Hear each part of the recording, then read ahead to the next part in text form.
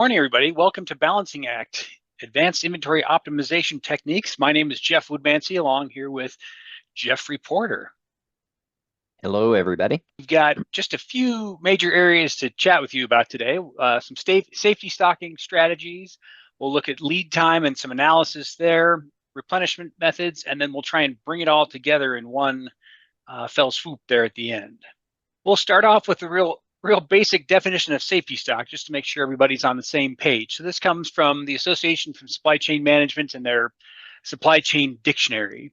So safety stock is a quantity of stock, and the key is planned to be in inventory to protect against fluctuations in demand or supply, of course, also known as buffer stock or reserve stock. And I'll add just one comment to this. When we start thinking about safety stock or buffer stock, it's put in place and it's meant to be utilized. If we are running on a non-biased forecast, we would expect to actually dip into our safety stock about half of the time. And I've got some safety stock formulas here for you, 6 of them, plus a few more even listed at the end. We don't think we have time on the call today to dive into the mathematical details, nor do you probably want to.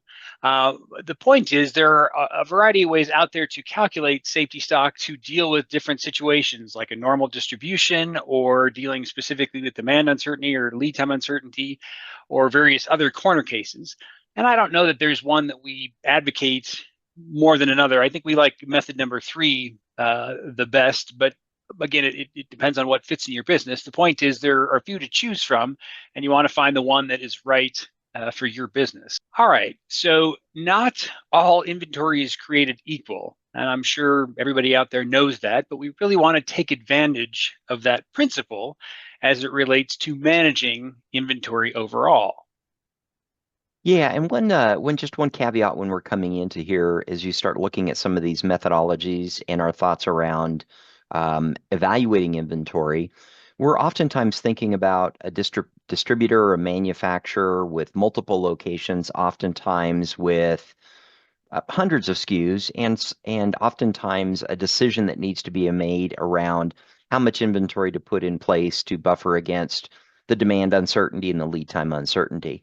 We do recognize that there are folks in industries where there isn't an option, meaning all of my products need to be at a very high service level, and we don't differentiate between any of those. So anyway, when we're talking about this, I think this model probably fits about 98% of the folks.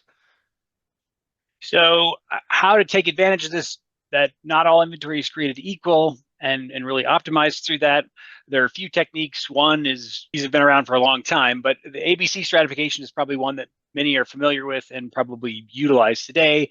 But that's basically grouping your items top to bottom by the value they provide to the company, whether that be revenue or hits in terms of number of orders or quantity sold. Could be a variety of things. Second one is XYZ analysis. This looks at an item's forecastability or predictability. So how well are we likely going to be able to create a good forecast for it? And then lastly, taking service level or the expected probability of not having a stock out and trying to use that to size the amount of safety stock appropriately for the investment level that you're interested in for your business. So the first one is ABC stratification, and this is a fairly simple illustration of it. In this case, an A item represents 80% of the revenue that is generated by the company, and that encompasses just 20% of the total SKUs that generate 80% of the revenue. The next 15% from 80 to 95 represent 30% of the SKUs. And then the lion's share of the SKUs, 50% of the item count, only generate 5% of the overall revenue. So it's really important to know which is which so you can take advantage of that. Yeah, and I'll just add one other caveat to this stratification in here, and we address it with different methodologies in that we may have customers that come in to buy A-based items, very important to them, but equally important are potentially the B and the C-based items as well, meaning if we're out of stock or we don't stock number C or we're running into stockouts, there's a possibility that we would lose this customer's business.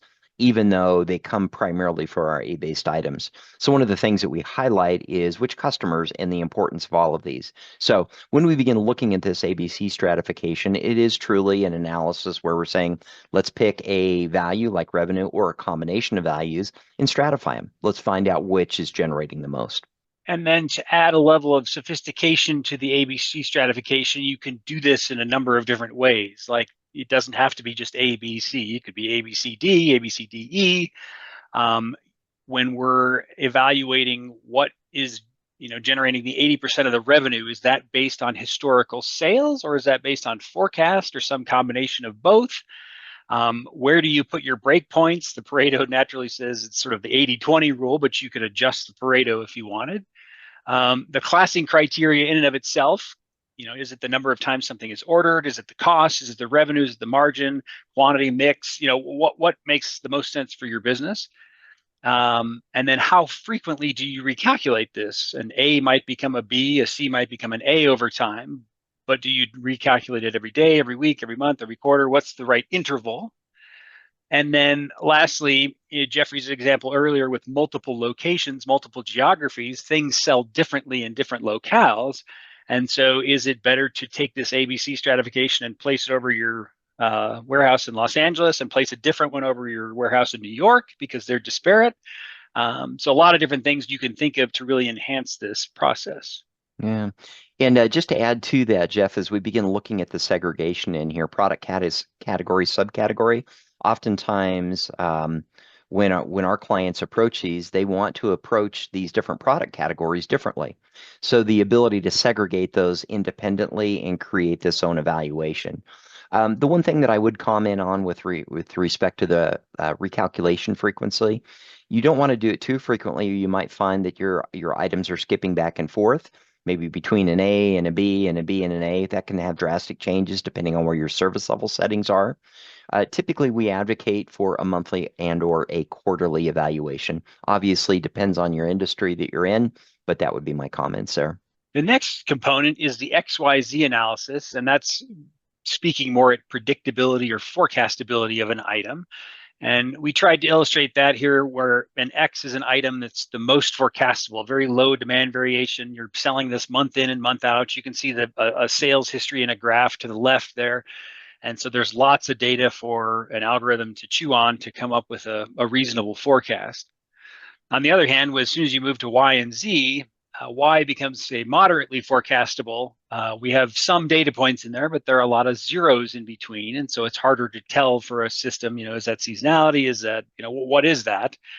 And then lastly, a Z that is the least forecastable has just a few data points and is very, very difficult to generate a forecast.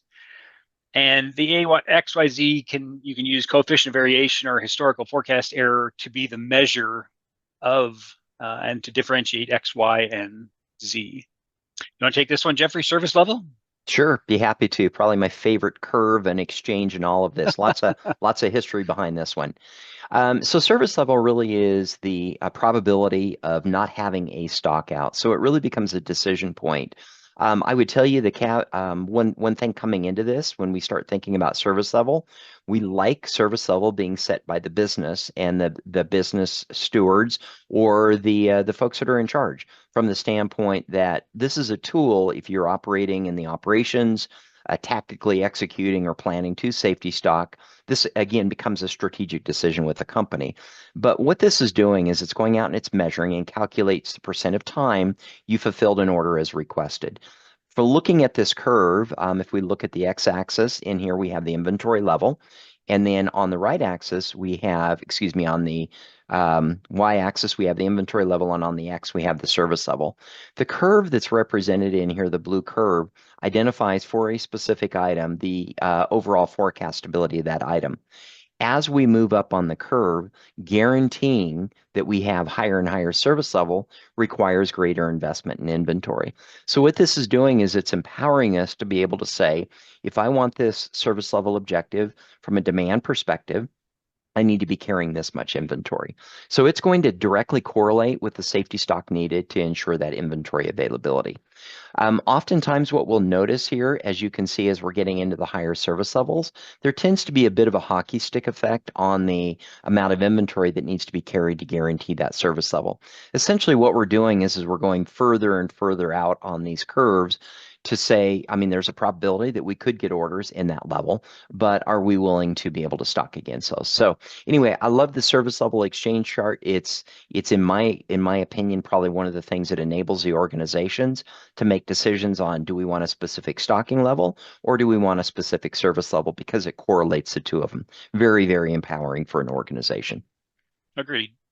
So now if we take our segments and we put ABC analysis on the y-axis, the vertical there, and we put the XYZ analysis on the x-axis, we get a bunch of boxes: AX, AY, AZ. N stands for new. Within a certain number of months, you just introduced a product and it probably doesn't have enough history to stand on its own. So we've created a protected class for it until such time that it can live in the group. And then X is an item that's inactive, just hasn't maybe sold in 6 months or a year, something like that. And so what you can do here is now we can assign a service level to each of these boxes. And if we're recalculating service level over time, then items will capture the correct service level based on AX, BY, CZ, et cetera, whichever you've chosen. So it's a nice systematic way of managing the items. Yeah. And I would tell you the benefit to this is, as opposed to somebody revisiting a calculation for a min-max level, we're going to be adjusting these buffer stock levels on a consistent basis depending on the order policy. One other note in here, you may look at these X items, these inactives. With the 50%, that's essentially saying we're not going to be putting any stock in place. Probability of having an X-based item in there is, hey, if you have out of inventory on it, um, we're not carrying extra, so if we Flip of the forecasted coin. it, flip the coin. Good point there, Jeff. All right. So in terms of lead time, some snippets here of political turmoil, cargo ships run amok, strikes, conflicts between countries. All of these things cause lead time issues. And what we found with working with a number of customers is people still operate with a single lead time that they put in the system months or years ago and haven't changed it. And so if you take a little more critical look at what lead time might be coming from your ERP, is it's just a planning lead time. So from the time you need to purchase it till the time it arrives, it represents that length of time. And we found they're often stale, just by the nature of having to update ERP data. Master data is not always a fun task. Some offer average lead time, which isn't bad. That's probably a step in the right direction. And then oftentimes we found that ERPs will only provide vendor level data. So if some of the items from a given vendor take a shorter or longer time, that's not captured. You're just planning for the one generic lead time for a particular vendor. Yeah.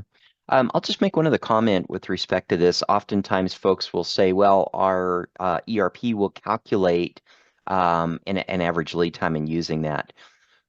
We are big advocates of sourcing the lead time directly from your vendor so that we have a benchmark upon which to measure against. Now, there's the reality of what they're doing, and then there's what they've quoted. We want that benchmark in place to be able to assess how well they're performing, and then hold them to those expectations. So if we take, again, planning lead time you order it till it's in the warehouse ready to go as the sort of what we need, this can be broken down into pieces. So when there's order entry to the time the vendor receives it, oftentimes that's somewhat instantaneous over email, but occasionally companies have approval processes. And so maybe you create the order today, but it doesn't go out till Monday. And so there would be some level of administrative lead time. So Yeah. then the vendor. I was going to just add one comment on that. Oftentimes, this can be overlooked. If we're running an MRP, depending on how you're placing your order, if it comes out on Monday and we don't get to placing that order as we're reviewing those MRP suggestions, not on a daily but on a weekly basis, I mean, it could be 5 days before the vendor actually receives that order. That's a big deal. need to account for it. These little things make a big difference when planning precisely for the inventory. Good point. So the next piece, once the vendor receives it, they will make it. So there's that manufacturing time. And then when they ship it, that ends the manufacturing time and starts the shipping time. It's received at the dock, which ends the shipping time. And then somebody takes it from the dock and puts it away. And that is much like administrative lead time. Sometimes a container rolls in and people are on it, but then sometimes 10 containers roll in and it takes some time to get everything out and put away. And so that may be a piece. And we'd love to track all of that. And for some of our customers, we do, because we have the timestamps at the various spots, and others don't get that granular. So my takeaway is averages are okay. If the ERP has that, you can use that. But if there are other things you can do, some more statistical rigor or in the detail. So how many receipts is a nice sample size? If you just have one receipt ordered and receipt from the vendor, is that enough to justify the lead time, or do you need at least 5? Outlier removal. If you normally have this product shipped on a boat, but decide because you're late to have something expedited, do you want that expedited lead time to be counted? Or maybe somebody mistypes a lead time and you want to remove that. So removing outliers is a good thing. You can set the lead time to a certain percentile of a vendor's performance, thus creating a pad. And so you can pad some bad behavior so you're getting the inventory when you think as opposed to not. And then lastly, as I mentioned, the vendor lead time versus item vendor warehouse specific lead time. And are you able to capture that granularity overall? You want to talk order policies? Happy to do that. So one of the things that we've identified, and during that analysis right on the front end, when we talked about ABC, the XYZ or XYZ, depending on where you are in the world, is going to be a big deal, right? So what we found over in here that options provide greater ability to meet your individual requirements. As we begin moving down into sporadic demand and some of these others, we have found that some of the policies that we really like that operate well like an order point don't do well when we start moving in items that are sporadic and or in that slowed based type of a nature. So anyway, typical order policies that we're talking about: order point, lot for lot, sporadic sales, min-max, fixed quantity. These can all be variations that really tell us when to order. This is really what we're focused on with these overall policies. Anything to add to that, Jeff? Well, there's one more set, the non-stock ones as well. All righty. So And yeah, go ahead, Jeff. go for it. Okay.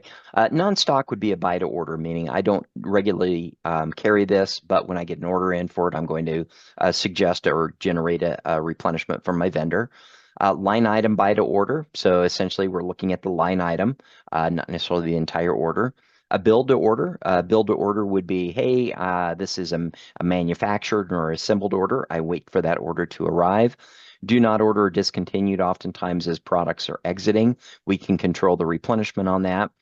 And then obsolete. So again, getting very specific around how we manage, when to replenish, and if we do is a big deal.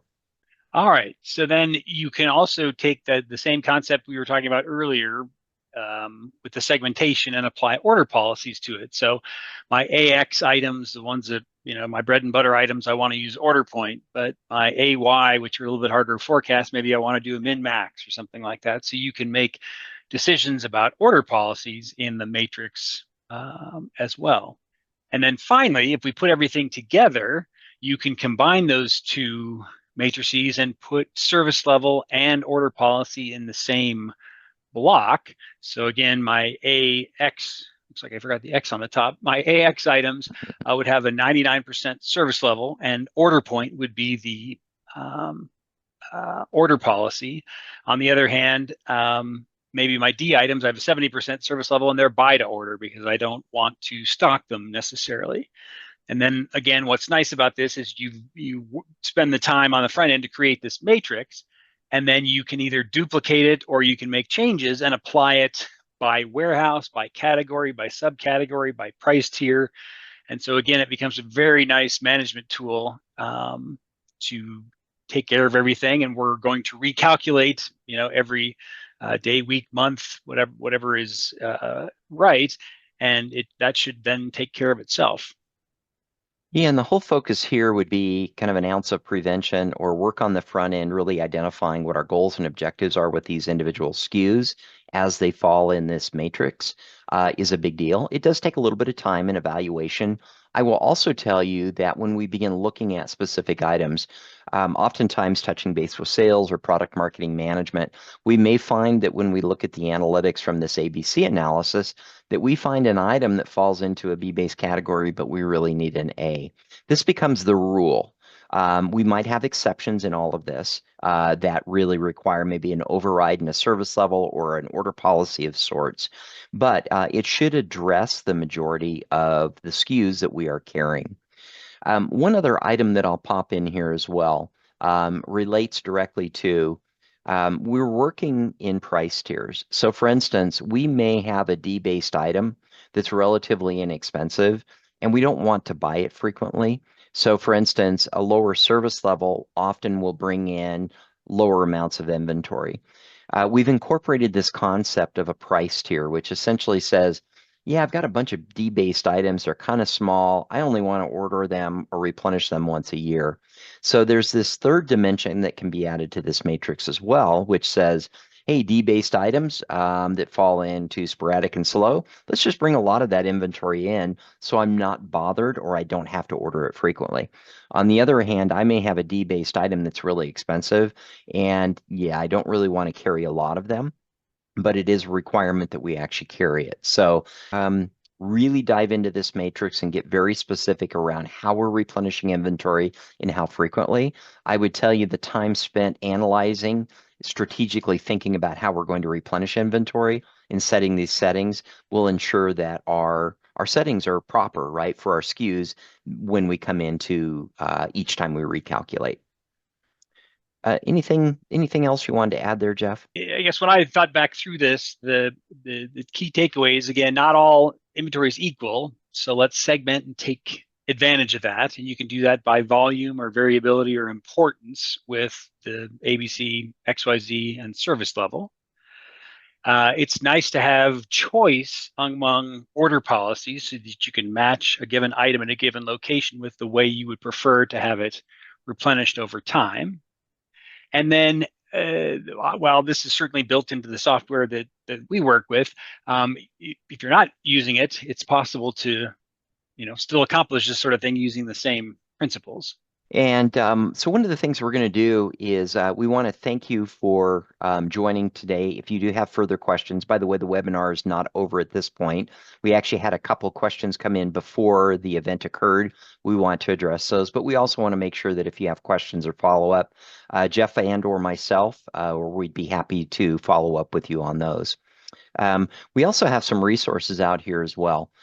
So the safety stock, if you're particularly inclined and you want to learn a little bit more about these, here is the URL, the abcsupplychain.com, and you can get some additional information with respect to those formulas that we are calculating. So with respect to the questions that came in, one of the questions that came in was with respect to how do we move inventories around within a network? So I'm going to go back over in here. And I believe, Jeff, the root of this question was all oriented towards we have a number of different stocking facilities within our organization.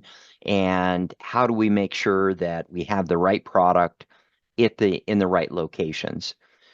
This process that we just worked through gets very specific with respect to potentially by site, based on forecastability of that site and the lead time variability, how much stock we should be putting in place. In the system, we would tell you that this is really the foundation for understanding then, do we need to begin moving inventory around? So there's other utilities within StockIQ that would basically, or that essentially take those levels that we've calculated here based on the service objective and the order policies and allows you to rebalance the network. So it allows you to come forward and say, we're overstocked here, we're understocked here, let's reposition inventory by starting transfers. But the process that really helps us accomplish that is by going through and identifying exactly what service level, exactly what lead times, exactly how much inventory we should be carrying by SKU at each location. And then with that information, we can understand where our ideal inventory position would be for those, and we can begin moving inventories around within the network using another utility called balancing. Within the purchasing process within StockIQ, there's also a possibility of doing the same thing, meaning, hey, we're suggesting a buy be made from a vendor, but we're also going to look at alternative or substitutes that are available throughout our network, especially with a long lead time based type of an item from a vendor. And we don't like to transfer product around. It's costly, but if we need to get that in place soon, that becomes another option for us. The second question that came around was around the lead time. We talked about lead time and we looked at variability around lead time. So the question came in as to how would an individual actually address that? So much like we look at demand variability and we analyze the overall mean or the average, what our average lead time is, we can calculate the standard deviation around that lead time, and you can basically essentially kind of pick the same kind of a scenario, which is how much of that lead time variability do we want to carry and cover within safety stock. So Stock IQ will actually analyze the lead time that we're actually seeing from a particular vendor by individual SKU. And the qualifications that we use for this is we need a certain number of observations. We also need a certain amount of time, meaning, are we going to evaluate over the last year? Are we going to evaluate over the last 3 months? And then how many observations do we want to acquire before we feel confident in the calculations that we're calculating with that lead time? Now, StockIQ's approach today is to essentially go out and put rules in place to say, okay, we're going to analyze it, and essentially, what lead time are we utilizing within that process? Today, we're not currently incorporating the number of standard deviations around away from the mean, and allowing you to set it in that method, but we can actually calculate the lead time that we're observing. It's also possible to decouple the lead time. So you can tell StockIQ to offset purchases by a particular lead time and then use a different lead time in the safety stock calculation. So those can be different. That still doesn't address the variability as you described it, but it is another option. Thank you for joining. We certainly appreciate you coming aboard. Yep, absolutely. And we will be following up with an email after this with the link to the resources and a link to the recording. So thank you so very much.